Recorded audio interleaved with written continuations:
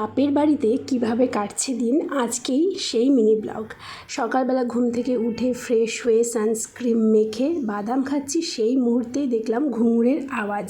বাইরে বেরিয়ে দেখি আমাদের সেই ছোট্টবেলার শিব ঠাকুর এসেছে। তোমরা যারা আমার মিনি ব্লগটা দেখছো, তাদের এলাকায়ও কি এরকম চৈত্র মাসে শিব ঠাকুর সেজে কেউ যায়? আমাদের এই এলাকায় প্রত্যেক বছর এই সময়তে আসে। তারপরে আর কি রান্না বসিয়ে দিলাম, বাবা একটু যোগাযান্ত্রিক করে দিল, তারপরে স্নান টান করে বাবা পুজো দিচ্ছে। আজকে একাদশী, বাবার একাদশী করে আর কি, সেই দিনটা বাবা পুজো টুজো দেয়, ঘুমিয়ে পড়েছে। আর আমি এদিকে রান্না করছি পাট শাক। পাট শাক খেতে আমি খুব ভালোবাসি। আমি পাট শাক কেন, যে কোনো ধরনের শাক খেতেই খুব ভালোবাসি। তো তারপরে আরেকটা জিনিস তোমাদের দেখাবো, দাঁড়াও। আমাদের পাশের বাড়ির কাকুর বাড়িতে হয়েছে কলা, পাকা কলা, পুরো গাছ পাকা কলা, কি মিষ্টি জানো না। সকালবেলা একটা খেয়েছি, তোমাদের সাথে শেয়ার করা হলো না।